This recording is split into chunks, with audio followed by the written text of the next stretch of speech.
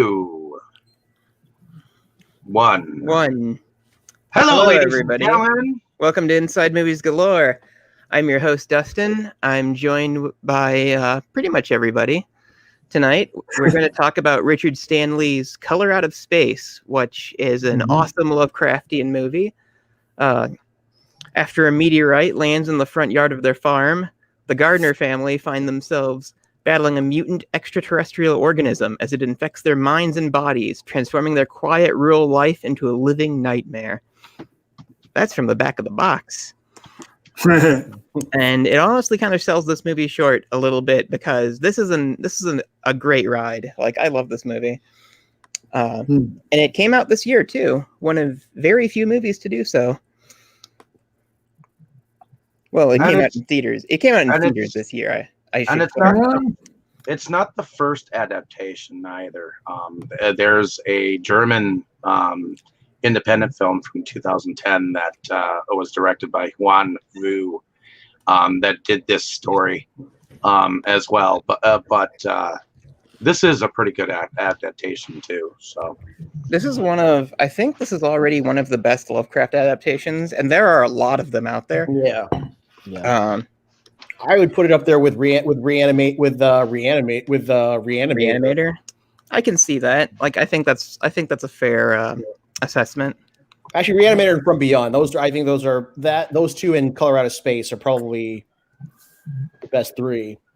Yeah, From Beyond is kind of a weird beast because the first 10 minutes of From Beyond are basically the entire written story. So they have to pad it a lot, let's just say. But anyway, obviously we're going to spoil a lot of this movie for you. So if you haven't seen it already, or if you want advice on seeing it, see it. It's on Shudder. If you've subscribed to Shudder, so fairly readily accessible. And you can get the 4K for, I think, $15 right now. Man, I would like to say that you could probably use this discussion as a guideline to seeing the film, and hopefully you would just enjoy it. So yeah, we're not going to go through the plot like point by point. We're just going to basically talk about like the major events and, well, what we remember from the film. So hopefully that'll help you make up your own mind, or if you've already seen the movie, you'll have a good time. So I think that should we do the characters before getting into the plot? Because the plot well, we gotta do the intros impressions. Yeah. Oh yeah, first impressions. Duh, idiot. Me, not you. So, well, I'll start with myself. So I first saw this after it came out on Blu-ray. Like, I wanted to see this in theaters, but there wasn't anybody really playing it where I live. So I had to wait for it to come out on Blu-ray, and I ended up getting it. This was a tough movie to track down, actually, when it first came out. So I went to stores on the day it was supposed to come out. Nobody had it in stock. I ended up having to wait like another week or two because I had to order it from Best Buy's website. It was a mess. So I was kind of annoyed going into it my first time. But it blew me away. Like, I loved it. Like, this movie reminds me of Mandy, which is another Nicolas Cage project. And like, I have nothing but positive things to say about this movie. So my first watch was spectacular. Like, I had a beer. It was wonderful. It was an expensive beer, and it was purple too, which fits. Yeah. I myself went into this movie on the buzz that I kept hearing about it. First of all, Richard Stanley, who hadn't directed a film in 20 years, was attached to this project. So that was exciting, at least for me, especially since I felt so bad for him with The Island of Dr. Moreau. I think he kind of really got the got the gavel at the time, when there really wasn't no need to entirely, axe him that early in the production. But in any case, I really enjoyed this adaptation. I've seen the other adaptation that was black and white, and this one comes under, to me, the impression of the modern day neon exploitation film. So, in that respect, a neon exploitation film is a film that is normally done with neon lighting, black lighting, per se. I call them the purple movies. Like Mandy is a good example. Like Mandy has like this really weird color palette, very similar to this. I think something called Bliss probably counts too. Well, and I think that kind of pop culture started coming around with the Neon Demon film and films going forward from there, including a movie that I think Brandon and I just recently picked up called Sebastian's Unholy Flesh. So, which I just wanted to mention that just so that people can go out and get it. So, but I really enjoyed this film. Yeah. In my first impression of it, I give it a thumbs up. All right. Who wants to go next? I'll go next. So I actually was. So I initially found out about this movie through online, all the buzz online, and I was actually did get to see it in theaters. Oh, nice. Yeah, it was playing at a small movie theater in Manhattan. So I went. So I saw it there. And right away, I'm like, this is one of my favorite movies of the year. And of the few new movies that have come out this year, this is actually, I would say, so far my favorite of everything that I've seen this year. Of the few new movies I've seen this year. Take that, Invisible Man. This definitely blows Invisible Man out of the water. Nicholas, I definitely agree with the Mandy comparisons. Actually, I would say I would liken it to Mandy meets The Thing. That is very accurate. Yes. With like Nicolas Cage. First of all, Nicolas Cage at his cagiest. Going insane. Yeah. The body horror with like the of like all the mutations and the fusions of bodies. Just that sense of paranoia and the cosmic terror. Plus Tommy Chong, plus also the unexpected appearance of Tommy Chong, whom I was not expecting to show up in a movie like this. Oh yeah, he was great. Sweet. Right. You want to go next, Jake? Sure. I have to admit, this is one that I approached with. I probably have much less grounding in the Lovecraftian lore than most of y'all, I'm going to guess. Although I know enough about the basic places and terms, my brother actually has an interesting game called Smash Up that there's a whole Lovecraftian expansion to that. So I know the terms.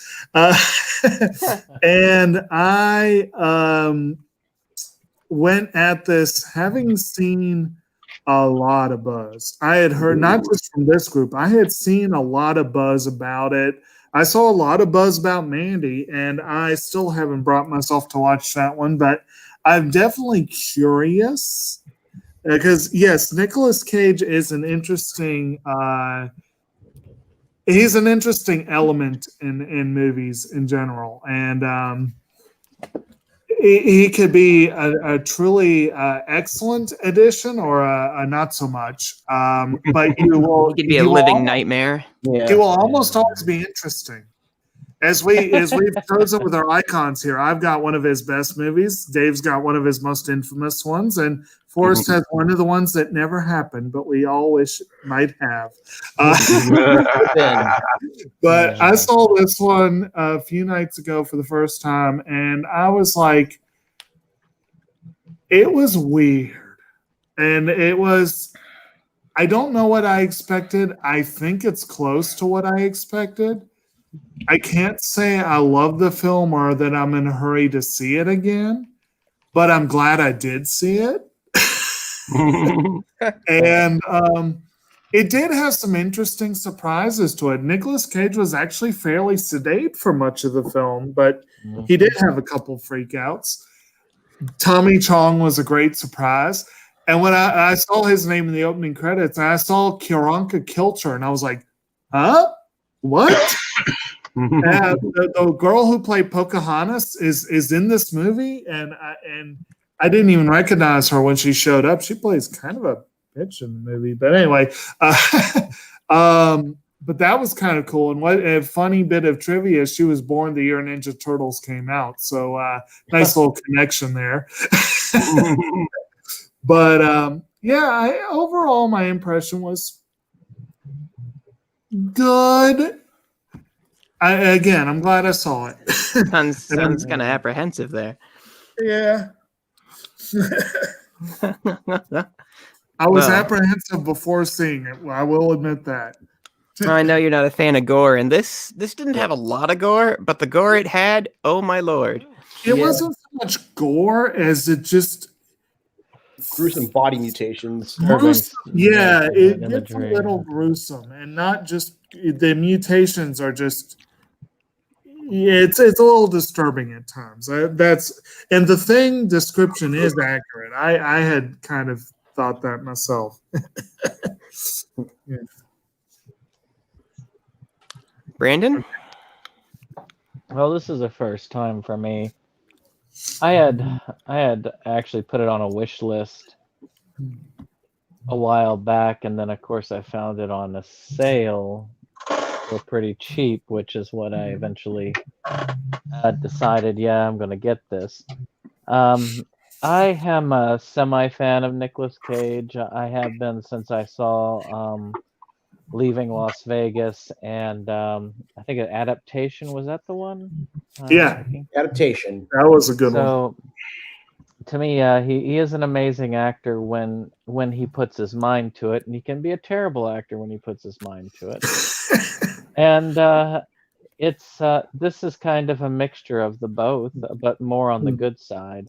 I really enjoyed a lot of the imagery. I like creative imagery. This had a lot of that. It kind of had it reminded me a little bit of Creepshow, where Stephen King finds that meteor. That's what I was thinking to myself too. As somebody who's read Lovecraft and done and has been a real fan of games and movies about that, it's kind of cool to see some of that stuff come in. Though the disturbing nature did get to me a little bit at times. I thought it was a pretty good and solid movie overall. Mm-hmm. You're up, Dane. Well, this movie I saw when I got it on 4K. That would have been fairly early when it came out on 4K. That would have been earlier this year. And I'm probably the biggest Nicolas Cage fan out of anyone in the group. I love the fact that no matter what kind of movie he's in, well, he's got a pretty wide range. He's done pretty much every genre that there is. And whatever his choices are, he commits to them 100%. And it's like, Yes. that I can't say enough good things about, because regardless of whether you like what he did or not, I mean, the fact that he commits to it 100%, that's a lot more than I can say for actors that just kind of sleepwalk through performances. He does not sleepwalk through performances. He commits completely. And in here you get to see someone who is put through the paces of sanity. And so you get to see the different levels of seriousness and cheese that he's able to pull off, and that's because this film, I think, is one of the best representations of Lovecraftian horror on the screen, and particularly that which we humans are not able to understand about it. And what do I mean by that? Well, it's because Lovecraftian horror is predicated on the idea that there are things in the universe that we are just physically incapable of understanding, and this film managed to convey that in a way that is really surreal, really trippy, really disturbing in ways that other films have not been able to portray it. The closest would be something like John Carpenter's The Thing, except even then, it's a little bit more definite in terms of what can the thing do, what can it not do, what's its personality, its strategy, all that stuff. Like, you get a little bit of definition as to who or what as to how it works. Whereas in this, you get pretty much nothing. It's just this alien force. Yeah. That seems to have no motive. Exactly. Well, and not even really a whole lot of form, because I mean, there's a reason why it's called the color out of space, because it's this color that just kind of takes over everything. And you have all kinds of classical Lovecraftian elements of cosmic horror and body horror, and the connection of science fiction with the occult, and time distortions, all this stuff. And by the time it's all over, spoilers, by the time it's all over, nobody can really comprehend what exactly happened, because, as in Lovecraftian horror, human minds are just not capable of understanding it fully. And I think this really communicates that well, and particularly the climax, with just how mind-bending it is. I'm like, good for you. You really did justice to Lovecraft's vision in a cinematic form, which is not easy to do, because his stuff works in the context of short stories and novellas and stuff, but this translated to film very, very well, and had a lot of good homages to other aspects of Lovecraftian fiction, which I'm sure we'll get into. All right. Yeah, so pretty positive all around overall. I like it. But very, very positive for me, and particularly because I think this really does show the different sides of Nicolas Cage and how they can all work in concert into a singular character. And because again, people like to make fun of him and stuff, but like, if you've watched the entirety of his filmography, or at least a good chunk of it, you see that he has a very wide range of the kinds of performances, but also like his genres, his approaches to acting. He's one of the most experimental actors that's in the mainstream, and I give him tons of credit for that. Speaking of characters, go ahead. So starting off the plot, we're introduced to the family, to the Gardner family, and I think maybe we should do character now, because this is a fairly long movie. It's almost 2 hours, but it moves at a fairly brisk pace. And the first 20 minutes or so before the meteorite shows up is just establishing the family. So why don't we just do that? So let's start with. Go ahead, Dave. The first person we see is the daughter, and I think her name is Lavinia. And she comes off as a gothic young girl who's evidently she's doing a ritual on the beach. Correct, and then slowly we realize that the family is a group of what shall I say? Say 4, 2, 6, and so she's got 3. She's got two siblings. She's got two siblings. It's a fairly big family. She has a younger brother and a brother who looks to be roughly the same age as her. Well, Well, before we're even introduced to them, this one also is introduced by narration, and the narrator is a hydrologist named Ward Phillips, and you kind of start with him meeting Lavinia on the beach, and he ends up being I guess you could say the audience surrogate for the movie is probably the best way to put it, because he's kind of the observer, if you will, that as to what happened there. Yeah, right. That's a good way to describe his character. Which we get him after the meteorite hits. We see him doing investigations of like the groundwater. He's the only one he's the one who picks up that something is wrong after the meteorite lands. Right. And we kind of get like a pseudo hero moment from him at the end where he helps rescue Lavinia from a creature. But other than that, he doesn't have a whole ton of character. So I would agree with the audience surrogate designation. And Lavinia and Benny, the older of her brothers, I didn't quite myself figure out if he was old. I think he's younger than her, but he's by like a year or two, maybe. They definitely figure out something's.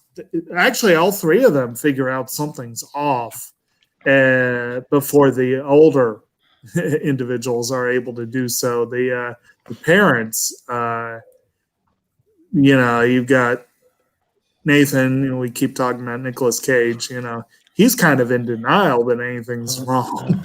Well, Nathan Gardner is kind of established as sort of an aloof character to begin with. Like, he has this crazy plan to farm alpacas. Like, you can tell that they don't necessarily say so much, but you get the impression that this family used to live in the city, the mom got cancer, and then they moved to this farm that he inherited from his dad. Right. Yeah. That weird thing where he wants them for their meat and milk. Yes. Not to make the sweaters. Daughter made a point. What's interesting is that you have as many different animals to play the cast of the animals, just as many people who are in the cast. Because you have two different horses playing Comet the horse. You got three different dogs playing Sam the dog. Right. You got one cat playing G-Spot the cat, and then you got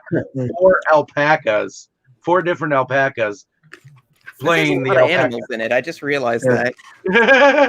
But I do have to say on the whole thing about the alpaca farming, as I commented on a message thread, this is one reason I'm glad I saw this. I feel that my life is richer having heard Nicolas Cage give a speech on milking alpacas. Well, I mean, knowing Nicolas Cage, I would think he would talk about that every day.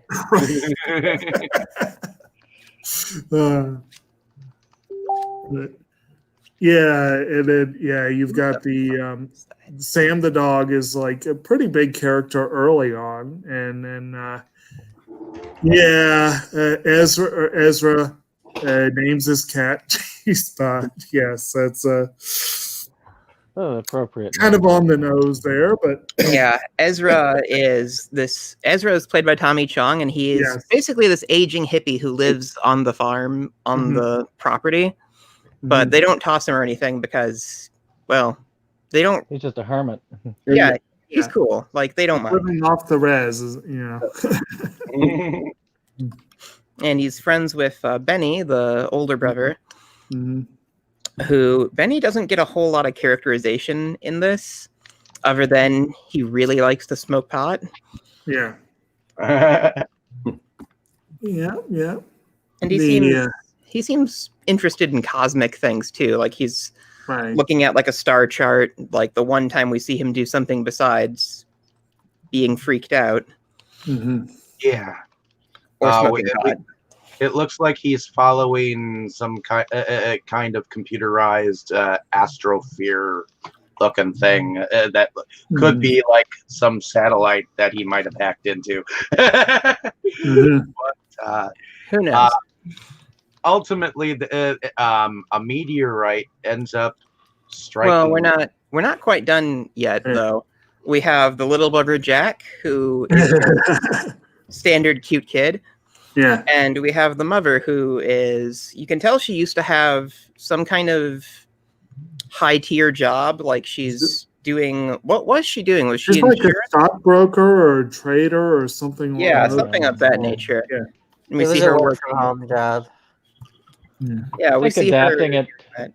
Yeah. I think adapting it to today's technology really helped push her character well. I really do agree that this is a good time to push that type of character. I mean, all of the technology that connects her, the FaceTiming, the zooming, all of that technology that for us today has kind of been forced on the majority of us at this point, even those of us who don't use it. So it's kind of cool to see that. Yeah, they were kind of ahead of the game. Yeah, a little Mhm. bit. And this was a good another connection to another movie. She's Joelle Richardson. We just saw in Event Horizon not too long ago. Slightly different role here. And she played the Dealing with wife similar in forces. in the Witch. I said she played the wife in Nip Tuck all those seasons. Yep. I never did see that, but I have season 1. Yeah. And then- In these early scenes of them, we get, so there's kind of a little moment like later on that is kind of tied into this little moment of establishing character. They established that she had breast cancer and had vasectomies. And Nicolas Cage is like, you're still beautiful to me, just expressing his love for her. And then later, my golden one. you're my golden lady. my golden lady, yeah. And then later on, when the meteorite starts to affect Nicolas Cage's mind, he says something really hurtful about, what cancer smells like, that smell of death. Yeah, you'd know better than anybody. And it's just so, that little moment during this character establishing scene just sets up how out of character that is for him, that would be for him to say. Right. So it shows you just how badly affected by the meteorite he is. Well, and how specific it is to him relative to everyone else, because he can't get the smell out, which that's something that's very common in Lovecraftian fiction, as far as messing with the senses of the characters / the reader, or in this case the viewer, and specifically that which doesn't normally get messed with. People don't usually think about the not being able to shake a smell, or something as kind of abstract as a color or a taste in the air. Exactly. And yet those are all sensations that we are familiar with just through our senses, but we don't ever think about just how nuts would we go if we couldn't get a particular smell out of our nose, and what would that mean? And let's not forget that dogs, for example, they can smell cancer in real life, and so then if you gave some modicum of that ability to a human, or at least the semblance of it, then it's geez, that plus everything else would drive you mad. Oh yeah, Nicolas Cage goes pretty crazy in this. Go ahead, Jim. Well, I was going to say that is a good point. You're saying how specifically he was affected in that way. Everybody's affected differently. Everyone is affected in a way that does. I hadn't really thought about it, but it put it together when you said that.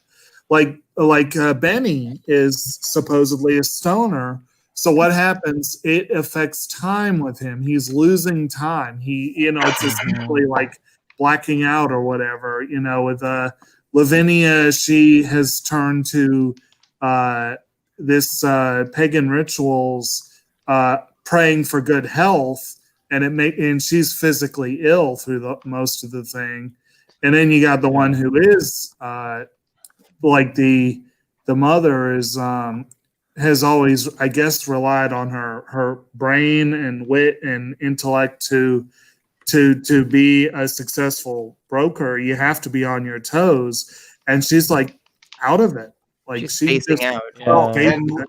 We forgot to touch on this Ward Phillips character, where we did. he evidently is some kind of water expert. Yeah. Oh yeah, we did- hit him we on did- the beginning. We did Yeah. touch. We started with him, Dave. Now, as far Um, as that, I do want to mention one more character, though. I briefly mentioned Kakiltra's role. She plays the mayor, and she actually is kind of important in the background because she's pushing really, really, really, really hard for this big dam that's coming in. It would have And really screwed him over at that point with the water as it is. right, yeah, he puts a cog in the wheel by saying, "Well, the water's contaminated."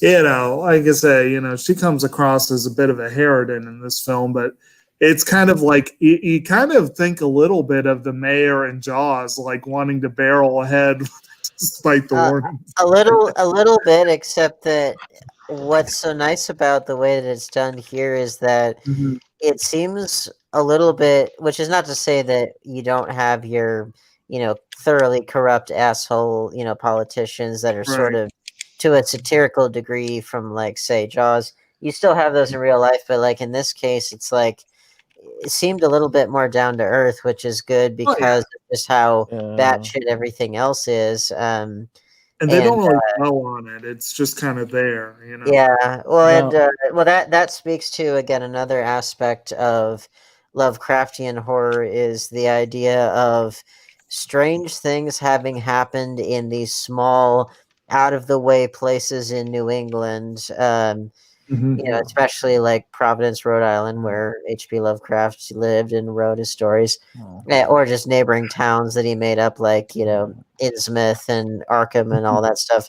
But strange things that happen in these small New England towns that nobody really knows exactly what they were. They have some ideas of it, but they don't want to go there. They don't want to trade there, or in this case, they don't want to drink the water there because of X, Y, and Z. And it's usually something kind of indefinable that may or may not have actually happened. And in this case, it's not really the cause of it, but there's enough of an effect just from everything else that you're like, yeah, I don't really want to partake in that. All this happens after the meteor hit. Yeah. See, to me, and of course, their hesitance to drink the city water was there before the meteor, which was the problem in the first place. But I have got to say, Lovecraft always fascinates me from a mental health side.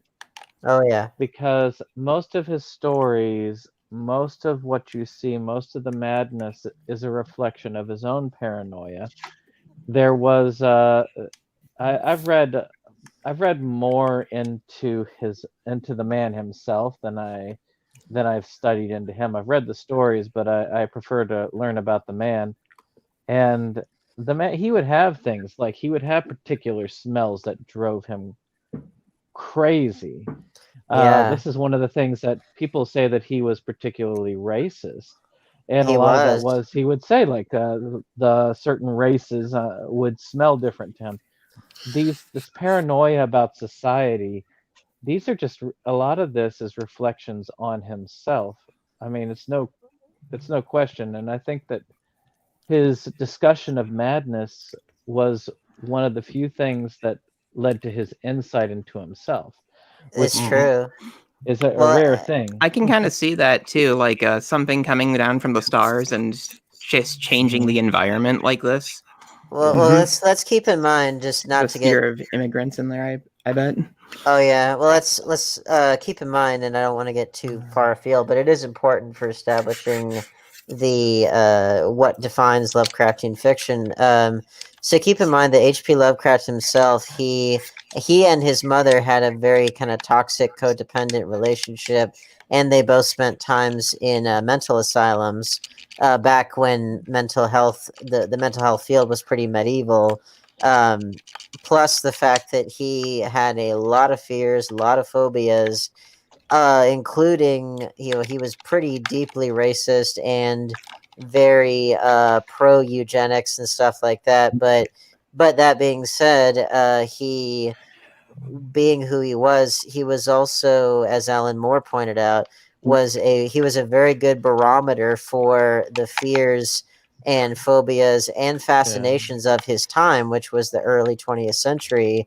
So like he was deeply afraid of like miscegenation and stuff, but he also was able to communicate that fear in a way that was effective because again he wasn't the only one who felt that way by any means, and that was kind of the early days of what would then later become space exploration and just our understanding that we are in fact beyond microscopic parts of a much more vast universe that we couldn't possibly fully understand, and the ultimate insignificance of humans. That and but also connecting all of that with older traditions and forbidden knowledge, the occult, and the kind of joining the distant past with the unknowable realities of the universe and that sort of stuff. So like there's which again spiritualism was a thing. It was a resurgent thing in the early 20th century, and so you get quite a lot of those themes that were prevalent in his writings that are articulated very well in this film, but there are also things that still stick with us today. Like, I mean, we obviously have a lot of like immigrant related a lot of xenophobia, prejudices and phobias that are immigrant related, but also the more that we find out about space and our universe, the more we find out just how much we have yet to learn. And exactly. you have speaking like of old pagan ideas that come back and resurface. Speaking of space, let's get to the meteorite. So we have the arrival of the meteorite is a pretty loud scene. Like there's this huge purple flash and it just appears. Like there's a huge boom. Like Jack goes catatonic from it because Jack is sensitive to the sound that it brings. Mm-hmm. Like later on, as whatever the meteorite is begins to take hold in the landscape. Mm-hmm. And the man in the well. Yeah. So the meteorite lands and Nicolas Cage notices the smell right away. Mm-hmm. Mm-hmm. And the next day they have like the mayor and the sheriff out to look at it. Mm-hmm. But overnight, the meteorite melts into the ground and begins to corrupt everything around it. Mm-hmm. I like that moment where Lavinia is standing outside and sees the lightning storm that it is happening, and it's striking the meteor. Mm-hmm. It's very beautiful. Oh yeah, this has a lot of spectacular imagery in it. Yeah. Well, that's also that kind of, that which can be horrifying to one person can be beautiful to another person, and sometimes those things can switch. And anyway, so we kind of cutting ahead to Nicolas Cage gets interviewed. Nathan Gardner. Nathan gets interviewed. It's so hard not to think of him as Nicolas Cage. It might as well be. I mean, he's supposed to be kind of an everyman. Well, yeah. But anyway, so the news comes out there to interview him, but the meteorite has melted away, and they don't figure that out. Mm-hmm. So the newscaster, it's a pretty unflattering interview, let's just say. Oh yeah. Especially how they frame it, like later when they put it on TV. It's like, so you saw the UFO? Well, I wouldn't say UFO. It was like a meteorite. And like the thing at the bottom of the screen, like he's watching himself on TV and he's like, come on, because they make him look like a total lunatic in this interview. And Lavinia is on the couch just laughing her ass off at him. And like, did anybody catch the stuff that they put on the screen, like underneath him? I think I saw a little bit of it. I saw a little bit of it. I can't recall. The tagline they gave him was UFO witness, and Nicolas Cage is like, UFO witness? I didn't say UFO. Oh yeah. It's like, well, what were you doing out here? It's like, oh well, I was just taking care of the alpacas, and he goes into a digression about alpacas, and they were like, were you drinking? It's like, well, I enjoy a bit of bourbon every now and then. And then at the bottom of the screen, it says, Nathan Gardner, amateur farmer, bourbon connoisseur. Nobody else caught that? Yeah, I probably did. I just can't remember it off the top of my head. But like, Well, that's my favorite joke. That's my favorite joke in this movie. well, the part that stuck out to me was the weather report. You saw the neighboring cities of like Innsmouth and Arkham, all that stuff, and I'm like, good for them. They did their homework. I think they mentioned some of them at one point too. I believe like there were definitely references dropped throughout. I love the references that you had, and Arkham is definitely a good reference to have with Lovecraft. One that I noticed later that I found pretty fun was that Phillips was wearing a Miskatonic University shirt, and I was like, okay, I know that reference. But yeah, it's good times. And I have to give extra special shout out to Jolie Richardson as an actress and what she does with her character, because you can kind of get this sense that she's someone that has kind of had to be this kind of stable rock, and yet she's been through so much that has clearly rattled her husband, rattled her family, and she's not fully over it. And it's just, then you throw all this shit on top of it, and that it's no wonder why you could even read into it metaphorically as far as like her trying to keep her family together. Then she literally is together with her family, or at least some of them fused together and not able to break apart. Yeah, of course, we're not quite there yet, but well, I was going to say, I believe it's this scene. I could be remembering wrong. You guys have seen it more than I have. I think it's the scene we were just talking about with the newscast, which is one of the first scenes where the audience gets rattled. Because isn't that the scene where she's chopping carrots? Yeah, oh God, we see the beginnings of the effect of the meteor of the color on everyone. Yeah, when she's chopping carrots for dinner, and she just completely zones out, and she chops her off a couple of her fingers. Yeah, and she doesn't even register it. She's just like, dinner's ready, and she holds up like her bloody hand. Yeah, but before that, I think Jack had gone over. I think Jack was sent over to check on dinner or something, and he was like, something's wrong. Yeah, but I was sitting there going like, okay, I know where this is going. Yep, that's where they went. They alluded to it very much so. It was almost as if they were to say, if you don't like this sort of thing, here's your chance to start looking away. Right. Now, and I will admit that made the movie easier to watch. There were very few things that came out of nowhere. The other thing that I wanted to mention from this film is that Elijah Wood's film company, Spectre Films, was mentioned. It was mentioned in the before and after credits, which means that he was one of the producers behind this film. So yeah, good for him for embracing more out there movies. I'm very pleased.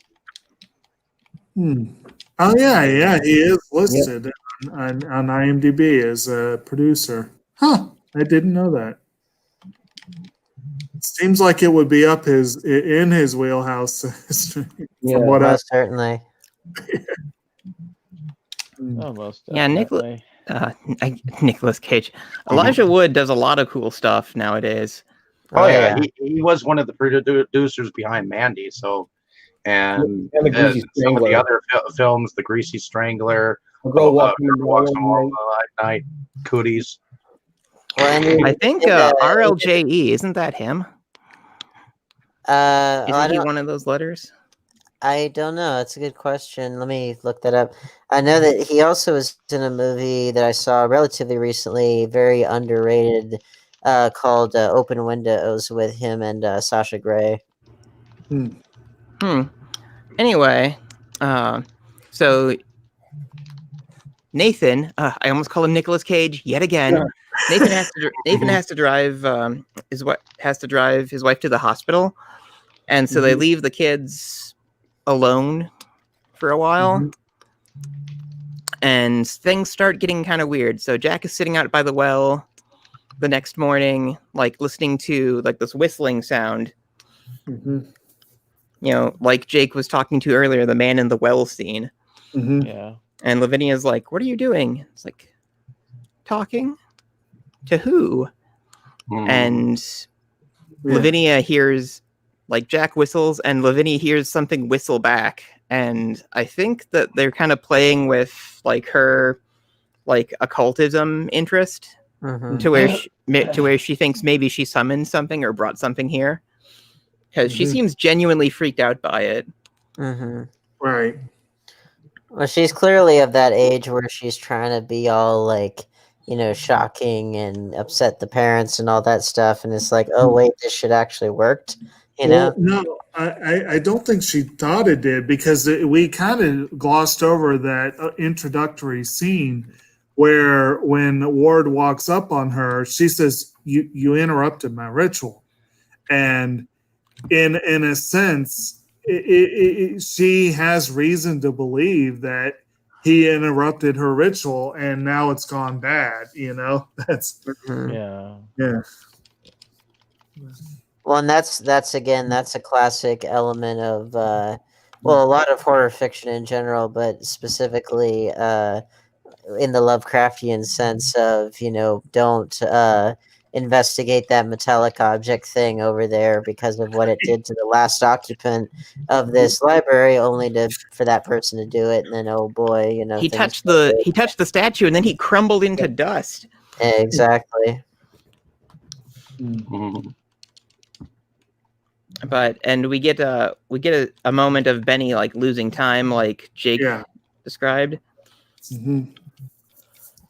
With the thing where you have to bring in the alpacas. right. Like not a whole lot happens while they're waiting for Mom and Dad to get back. Although we do get that scene with Ward where he's like testing the water out at this point. At this point, right? And wasn't it around this point that Benny takes him to meet Ezra, or was that before then? I think that happened when the meteorite, when they came to check out the meteorite. Hit, yeah. Okay. And yes, I was amused by Tommy Chong's performance in this. He seemed he definitely fit the part. Yes. All right. What are we up to?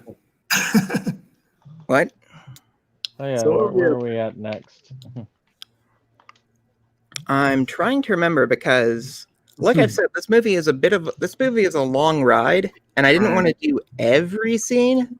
I did like how you could see a lot of the wildlife and stuff start to mutate, like those weird praying mantis things coming from the well. And because the well is really what they center it on, even though you know, that's not exactly the center. But it is the spiritual center of it. But I love how the grass and everything just starts to mutate a little at a time. And when our observer leaves, that's when the real crap hits the fan, so to speak. He gets like small bits of it, like the cat's missing, or you see slight alterations, but nothing, you know, that you couldn't pass off. Nothing. When you get back, it's like when you get back, things are crazy. The grass and trees start turning purple. Yep. Yeah.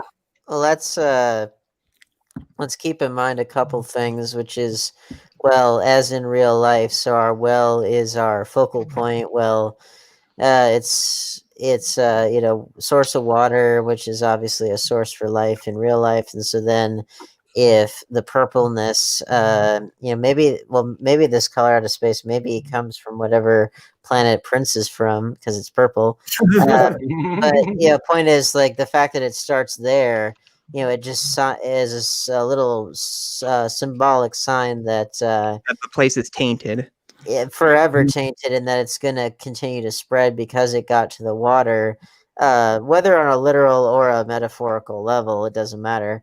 But also the fact that it is a color from which everything else springs from. It's not, radioactivity in the traditional sense. It's not purely supernatural in like the paranormal sense. It's more of a nature versus man kind of a film. Well, it's more like reality itself coming apart because of this Exactly. thing that should not be in our part of the universe is here and is literally causing space-time distortions. And it's just so interesting that it is a color because There's no other way to describe it. well, yeah, and in fact, you'll get a lot of things like that in Lovecraftian fiction where it's like, here are several things that Cthulhu doesn't look like, or, a color by analogy, or, some ways of trying to convey the, well, for lack of a better word, alien nature of this thing or this force or this whatever by trying to like kind of deliberately alienate the reader, or in this case the viewer, because it's like, well, we can't really fully comprehend this. I mean, we can only do so through our limited senses. That's why so many Lovecraft characters end up insane, because that ends up being a line at the end of the movie. It's like, there are some things our brains just can't understand. Yeah. Well, and I think that's something that's really critical to Lovecraft in general, and beautifully realized in this film, is that, we humans, we're three-dimensional animals. We can only understand so much.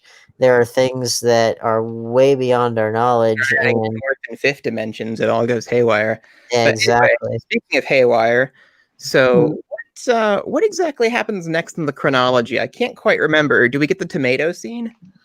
Oh, that was a good one. That might have been around then. Yeah, something like that. So, yeah. Go ahead. Well, I was just going to say where you said before, like trees going purple and everything. That was about the time he got those fruits out. And, yeah. Yeah, it's just like they're all crap.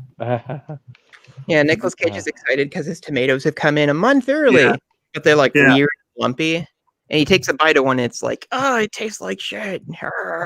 The pizzas too, yeah.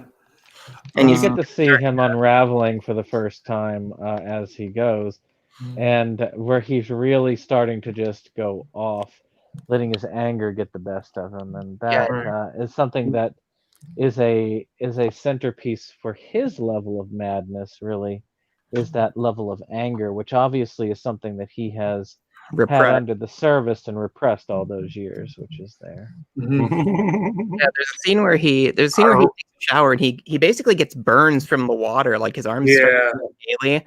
And then he picks up this like clear thing that looks like a disc of like soap scum or something from the drain, and then like mycelium shoot out.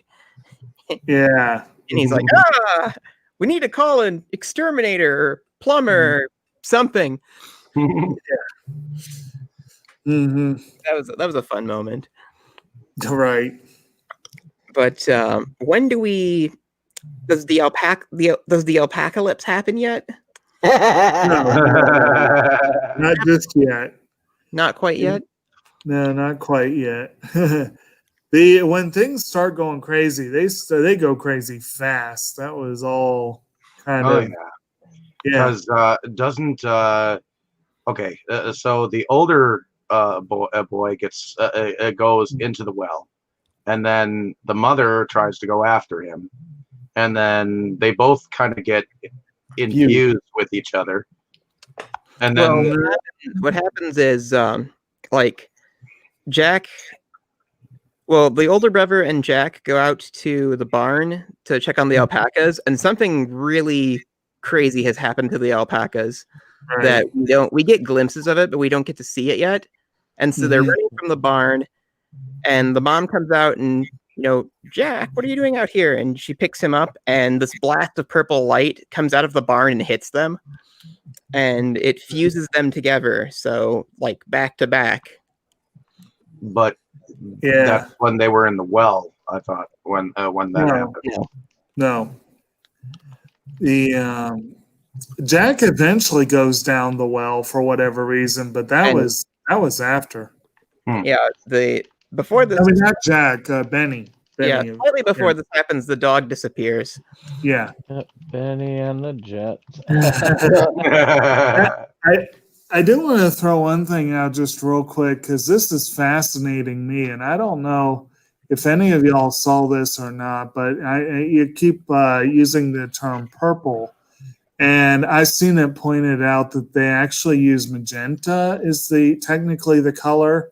Mm-hmm. But the reason why that matters that I never knew this before. I'm not super familiar with the idea of extra special colors and extra spectral colors, whatever. But apparently magenta is an extra spectral color, which means it is not associated with monochromatic visible light. It does not have wavelengths in the sense that purple would. So it's a weird color that functions differently. And that seems really fitting for this sort of. That is fucking brilliant. Yeah, I think that's kind of cool.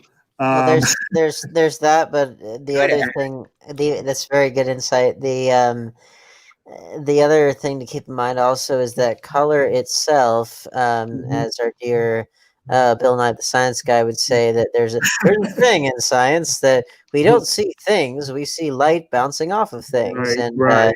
In that respect, it's like, well, seeing it as a color is our way of our brain's means of processing that which we really otherwise can't process all that accurately, but that's the best that our brains can interpret it to be.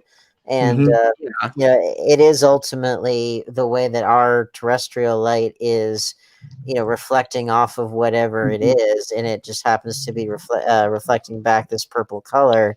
And but even that's not all that accurate to what it actually is, whatever that is. yeah, and then the movie kind of takes off running. Yeah. So there's the effects for like the fusion are pretty gross. Like, what do you guys think of that? Oh Yeah. man. I was not expecting that, but when that happened, I was like, "Oh shit, this is real now." For a while, Forrest. What was that? Yeah, that was gruesome. Like, why do they keep making that sound? Yeah. When the mom and the son get fused together, that part really disturbed. That actually really disturbed. Yeah. Oh yeah. Well, that's your own wife and kid. That's probably my favorite part, just because it signals to us that there is no going back. That this thing has done irreparable damage, and this is just the one that we happen to be seeing. Well, it's a little bit like in There Will Be Blood when the son goes deaf, and like that defines the rest of the movie. You're like, oh shit, there is no going back. There's no way to undo this. And they quickly find out that the car won't start, and nothing works. Useless. Well, we've been seeing the phone thing all along. Like when the parents were in the hospital, Nathan kept trying to call and Lavinia kept trying to call, and they both kept getting static, and that was it, like just static. And so they knew they were kind of shut. Well, they didn't realize they were shut off, but yeah. Yeah, and then it's pretty much off to the races. Yeah. Oh yeah. Nicolas Cage kind of fully loses his at this point. Yeah. And it's like, I'm gonna go take care of the alpacas. And he goes to the barn, and the track for this scene on the soundtrack is called Alpacalypse, which is just wonderful. Nice. You might say that he succumbs to his cage rage. Yeah. Anyway, so the alpacas have fused into one being, and they lost their hair. You gotta put them down. And it's a really impressive, really nasty effect. Like, this is where our Thing comparisons come into play. And Nicolas Cage has to blast this thing with the shotgun. And he comes back in, like, splattered in blood, and you think he's going to shoot Jack and the mom to put them out of their misery, but instead he simply locks them in the attic and kind of has that be that. I'm moving forward a little bit faster now as we kind of rush towards the climax because I want to be able to talk about the rest of our topics. So Lavinia and Benny try to get the horse, try to get out on the horse, but the horse spooks. Benny hears the dog in the well, and he very stupidly tries to climb down there. Dog. Like if you look down with the flashlight, you can see the dog has like melted into a puddle. And he gets. This is our second glimpse of like the full color. Like he just disappears in a huge flash of that magenta light. Yeah. And then it's pretty much just Lavinia and Nathan. Meanwhile, Ward has gotten some of his test results back, and he's like, I'm really worried about the gardeners, and him and the sheriff are headed out there. Well, and the sheriff shows him a truck full of fused animals. Idiots, horribly burned and scarred, and I know, very unsettling.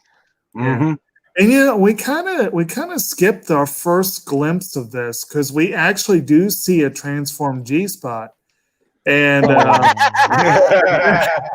it's a phrase you don't hear very often. And Ezra had actually hinted to this before. He's like, I don't know where she went, and Ward's like, well, do you think we'll find her? Well, you might, but you wouldn't recognize her, So he kind of expect, I guess, but it's plugged into what's going on. It's like you can hear them, can't you? The people the people in the water, and it's like what? But I don't know.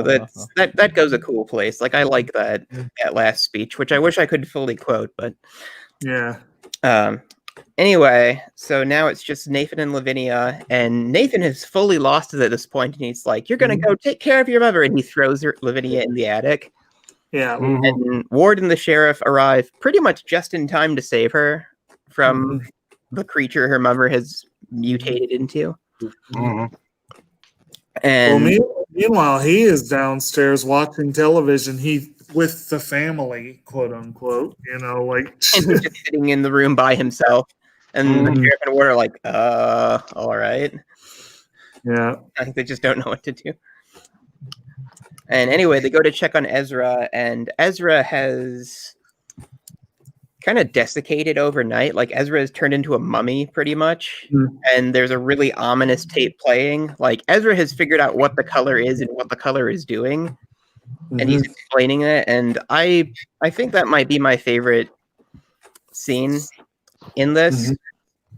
I'm going to try to remember the quote as best I can. It's like, it changes things. It's making them like what it knows. And it's like, well, and again, similar to the Thing, it does that essentially. Like it tries to kind of emulate that which exists, but the means by which it can do it are not always perfect, and it's clearly kind of this amalgam of all the different worlds that it's visited, all that stuff. So I mean, it's in its own way, you could say that the color is kind of its own extraterrestrial / interdimensional explorer, trying to understand the world the universe as it knows it.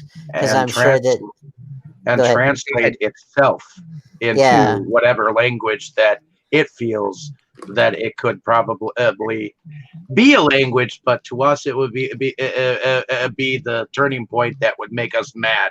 Well, and every time that we've ever tried to go somewhere, whether it's on our own planet or on the moon or something, we inevitably leave a little something of ourselves there and kind of irreparably alter the landscape. So who's to say that this force is any different?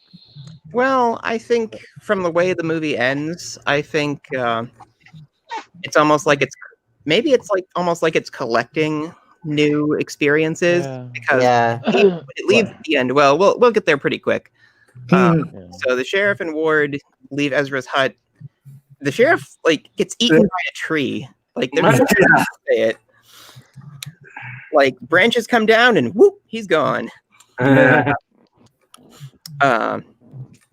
Well, okay. An important thing that we did miss though was the sheriff has to shoot Nathan when it looks like he's going to shoot Ward because Yeah. the color has fully gotten hold of him and he's insane. So sorry to kind of gloss that moment over, but we don't want to spoil everything. So now Lavinia is the only one left. And Ward gets back to the house to see her standing in front of the well. And Lavinia has been fully taken over by the color. Like her eyes are like glowing purple. Right. And the color shows its homeworld to her and to Ward. And I think that's one of the coolest moments of the movie is you see just this like completely alien landscape. Yeah. Writhing tendrils and monoliths, and it's just like, wow. Like, I was really impressed by that visual. Oh yeah. Well, it's in many ways it's a little bit like what I love 2001: A Space Odyssey to death. One of probably the best sci-fi movie ever made, but This was better. no, this stood on the shoulders of the giant that is 2001. But what I will say, which again, it was 1968. It was limited by the time. The Stargate sequence. There are a lot of. It does really have that feel to it, doesn't it? Of like the. It does, but like it's one of those things where like there are some parts in that sequence that you can't really help because it was 1968. But like, it was really, really forward thinking. But like, there are some shots that you're like, okay, that's a color reversed like scene of someone doing a helicopter shot over like Antarctica or something. It's like you can kind of tell what that's supposed to be, but like this is kind of like the modern equivalent of being able to use a sequence where you pull out like all the tricks to show off. Try to show something beyond human understanding that is well and truly alien, and just in this case, they're just using the technology that we have at our disposal, whereas 2001 had to basically invent like every trick in the book and every trick that wasn't in the book yet. So, and anyway. And then the color decides to leave Earth, and it takes Lavinia with it.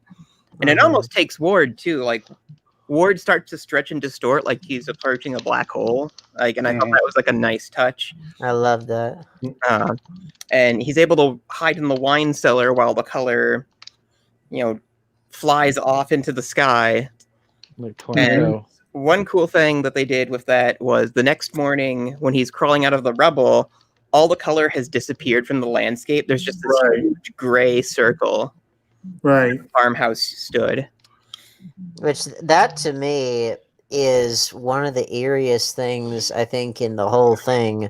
And it's something that people may not necessarily have thought of, but it's like it reminded me a little bit of like what you see in the event of like if you've ever seen, this is another Bill Nye reference, he showed off a forest, I think it was near Mount St. Helen, or it was another... like volcanic ash? Well, it's a forest that was around at the time of an erupting volcano, and it was just absolutely covered with ash, like you said, and everything's petrified, everything is gray and dead, but also like turned to like stone practically, or to pretty close to it. Right. There's actually so slight digression in Magic the Gathering. There's a lore equivalent of there are these creatures inspired by Lovecraft, Yeah. And when they visit an area, they totally suck all the energy from it and leave it like a gray, dried out husk. Yeah. And it reminded me of that. So there was kind of a magic connection there. Yeah, I mean, Magic the Gathering does, as do a lot of things, they derive a lot from Lovecraft, but, well, specifically, it reminded me of, like, that idea of something so sudden happening and nature just not really being able to having a response. Well, nature having a response, but not really being able to deal with it in the same way as, say, if there was like a massive forest fire, yeah, things would burn down, but like that generally tends to be pretty good for the soil and it kind of starts the cycle over again. But like when it's so sudden, like a volcano, it's like nature just doesn't know how to handle that. And this is like, this is like that, but worse. You know? Just like a crater where the farmhouse stood. Yeah. Well, and just the color is all gone, and you're just like, what is this? Like, how does one even process that? How does nature process that? Exactly. And then we end with the dam has been built. It's clearly many years later at the end of the movie. Yeah.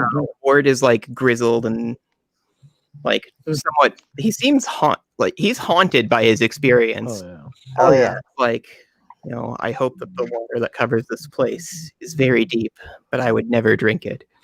Oh yeah, which that's classic Lovecraftian narrator speak, where it's this thing that is only barely a memory and only by a few, but the narrator remembers and will never do such and such thing.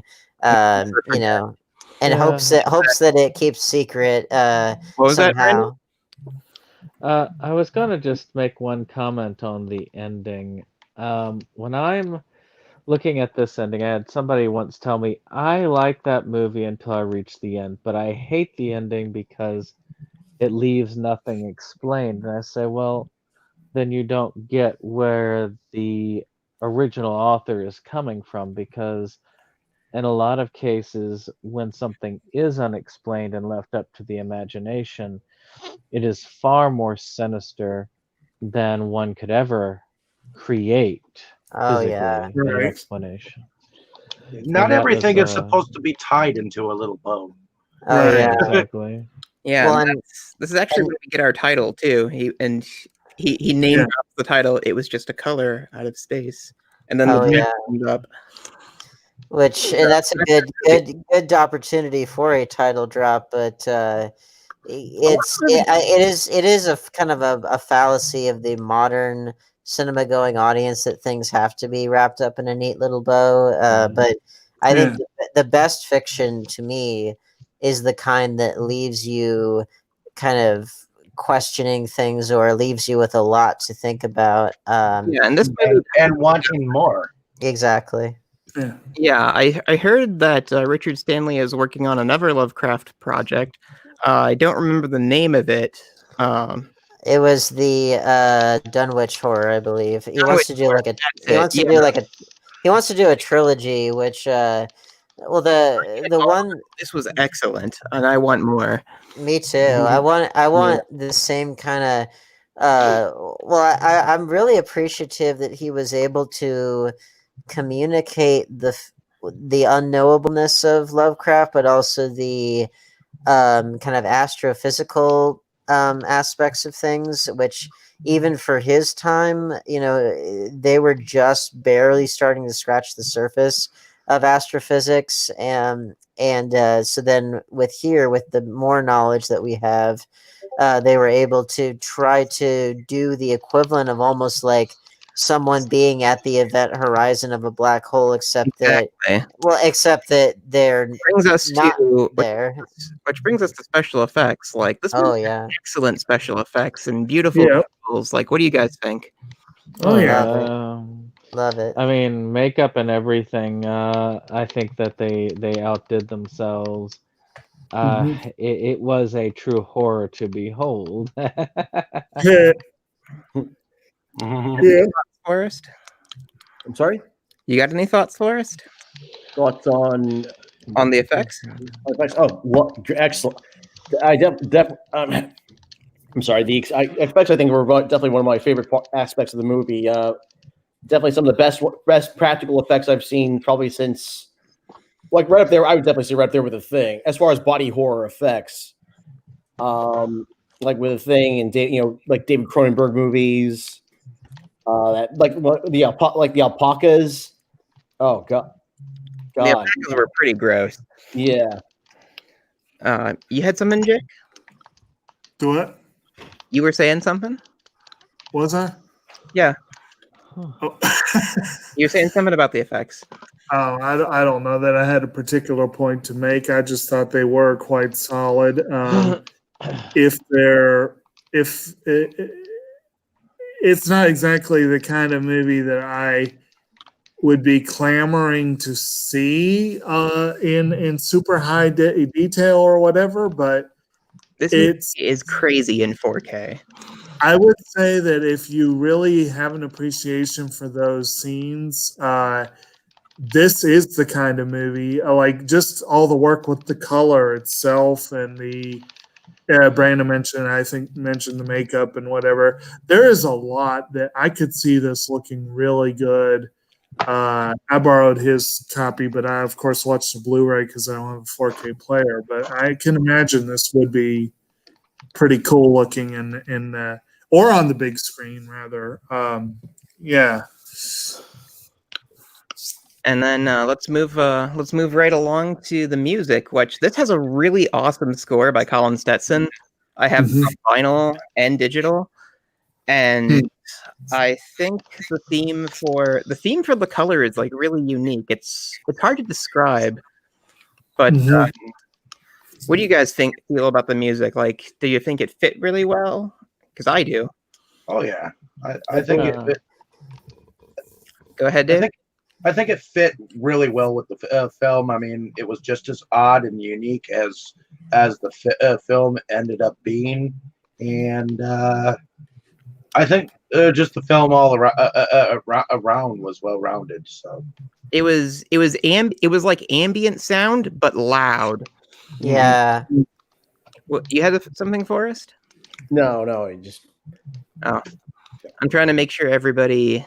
I think Brandon was trying to say something. No, I'm good. I got what I need to say across. I like how one of the songs on the soundtrack apparently was performed by Ultimate Spinach.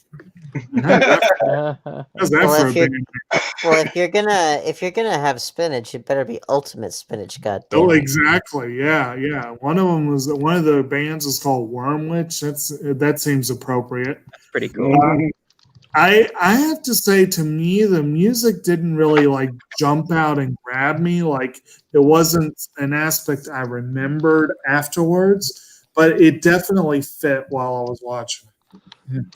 I wanna listen to the music on its own because I was so awestruck by just how rich the visuals are that the ambience of the music probably kind of blended into that, at least at first. Definitely in this movie. Well, I want to hear it again on its own because, like, again, to tie it into 2001 a little bit, like the way that Requiem for Soprano, the way that worked, and that was kind of experimental classical by Ligeti. You know, the way that worked in that film, it was kind of ambient, but it was also a little bit more in your face. But it was enough to kind of create this alien, really unnerving, horrific feel to it. And if I recall, for the music here, it's a little bit like that, but it's a little bit more subtle because, well, obviously the whole movie has to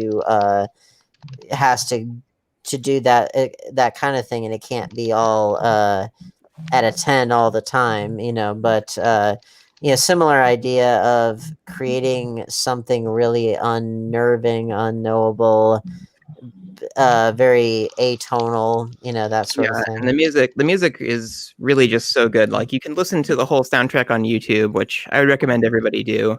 I do want to do that. Colin Stetson. I think it's even organized into a really nice playlist.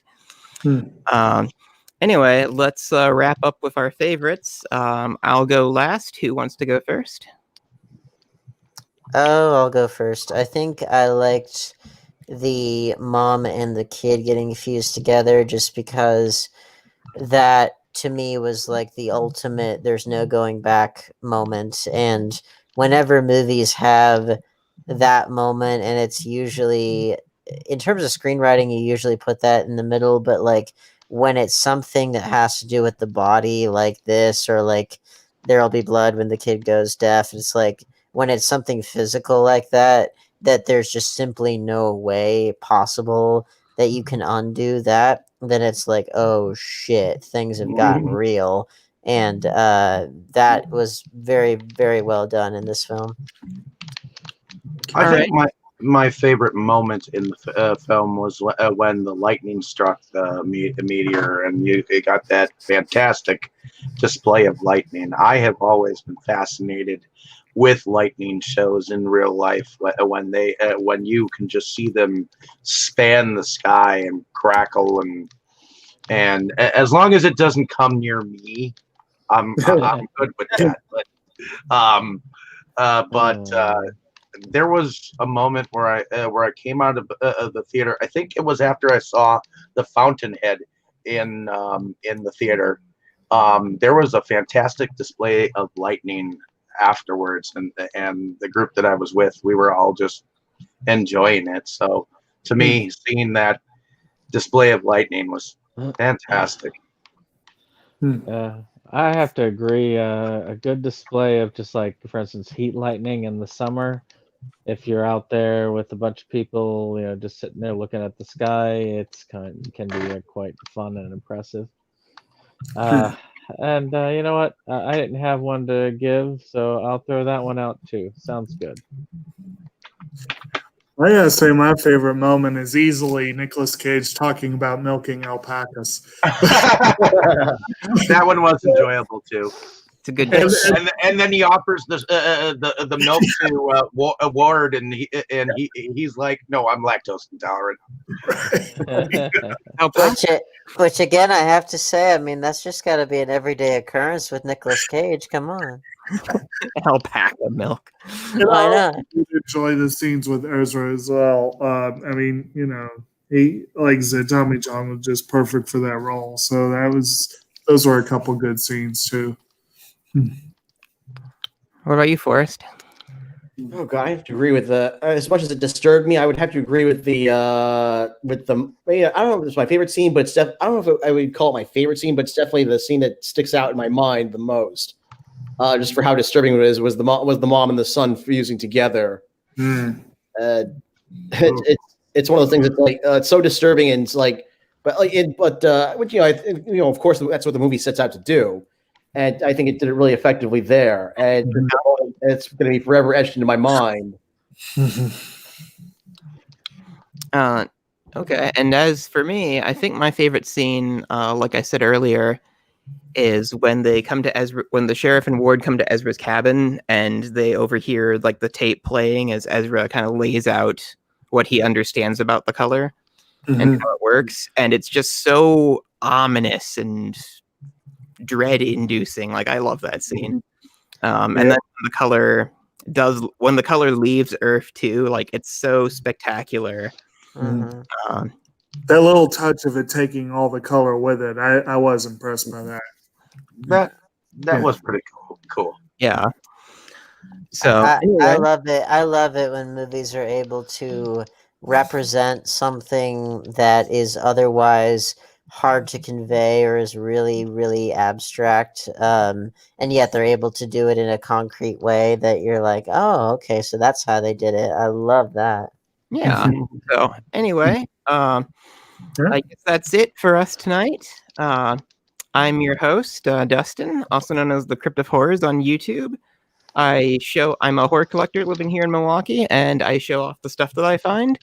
I also do it more so nowadays on my Instagram, which is kind of funny because I used to upload to YouTube a lot more than I have to Instagram, but collecting's been kind of rough, and so now I'm just showing off the stuff I have. So go subscribe to both of those, and you can follow me on Twitter at DurCryptaxis, which I need to make a little bit more user-friendly to search, but oh well. So who's promotion next? I'll go last. Well, I'm Dane Kyle, aka Dane Damrung on YouTube. I do a show called Blu-ray Views on a channel called Indie Horror Film Creative. I'm also a filmmaker, got a lot of stuff in the works, and I am now the proud father of a teeny tiny little kitty cat just today. All right, Dave?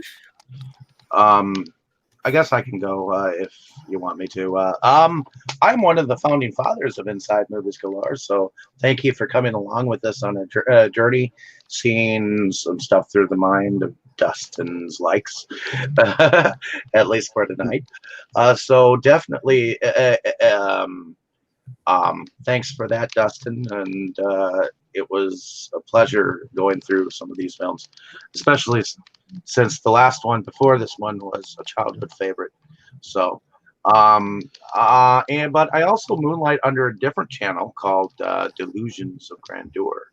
So definitely check out some of my video pickup videos and some of my video reviews. Although as of lately, I do need to get on the ball about that. You'll probably likely see some reviews in the next couple of weeks here, so stay tuned for that. And then next week we're going to be continuing our martial arts mayhem, and I believe that Brandon can tell us a little bit more about that. Oh yeah, Septum Sen versus the World. My voice is kind of dying, so I'm gonna just say go to the channel. Jake will tell you more about it on his run. Caps in the buck. Trying to get everything together for the next month, of course. So if you are on one of these Facebook channels, Movie Collectors, Animazing Collections Incorporated. Let's see here. The Moe's Tavern and Talk Movies with Us. And you actually have your last chance to vote on a main selection, because after this month we're going to change it so that the only people who can vote on the main films will be the people here. But that doesn't mean that the fun will stop. So if you get a chance, you should check out these Facebook pages and join them. Not just to vote, but just because they're excellent communities. And with that, we end our martial arts mayhem with a pre-show, which was going to be a main show, but we kind of had difficulty getting it to everybody, which is The Raid. And our main show of the night is going to be a Bruce Lee classic, Enter the Dragon. Excellent stuff coming. Alrighty. What about you, Jake? Yeah, I was going to say, I guess I'll go next. I'm Kotobuki Jake. I'm the co-host on Septum Sin versus the World. And I am also a movie collector, fan, and what have you here in Central Virginia. We do have a lot of fun stuff going on the channel. We've had a couple of little hiccups in our journey through Friday the 13th, but we are still working on that. I think numbers 7 and 8 are coming up next week, I think. Is that right? Indeed. Okay. So we've got that to look forward to. And some of us more than others. And I guess, let's see. Next week would be, there's one Tuesday after that, right? So we get to have the final one the next week for the animators. Final Tuesday of the month, we'll be taking another brief hiccup for that series to make room for Kino's Journey, one of the greatest anime out there, and that'll be a fun discussion. We've also got our usual pickups and news. Our news video this week had some technical snafus, so yeah, we did a lot of recording that unfortunately no one else will ever hear, but we liked it. We liked it. And And of course, I've mentioned a few times, I have technically my own channel, Kotobuki Jake. It's dedicated to nature and the natural world. I have not had the time to work on that, but things are changing in my own wheelhouse here to where that may change dramatically in the future. I'm very much hoping that it will, and I think that it might actually be changing in the near future. And that's all I got this week. I guess Forrest still has to go, right? Yeah, I'm Forrest Bennett. I'm based in Long Island, New York. Got producer on multiple projects that are currently in the pipeline. Also, recently took a trip to Camp Nabi Bosco in Renwick, New Jersey, which is where Friday the 13th was filmed, and I'm looking forward to talking about that experience on this coming Monday when we when we continue our Friday the 13th discussion. Definitely. All right. Justin, did you have anything else? Well, I think that's it, everybody. So like, share, and subscribe. And hopefully you enjoyed listening to our take on Color Out of Space. Definitely give it a watch. Like I said, it's on Shudder. So you can stream it there. Or you can buy the Blu-ray. So... The moral of the story is don't drink the water, especially if it comes from the purple rain. Pretty much, yeah. Don't go where the Huskies go, and don't you eat that yellow snow. Exactly. Beware of alpacas. That too. Oh yeah. They're the animal of the future. And The with that, alpaca we'll say still, goodnight. and it's like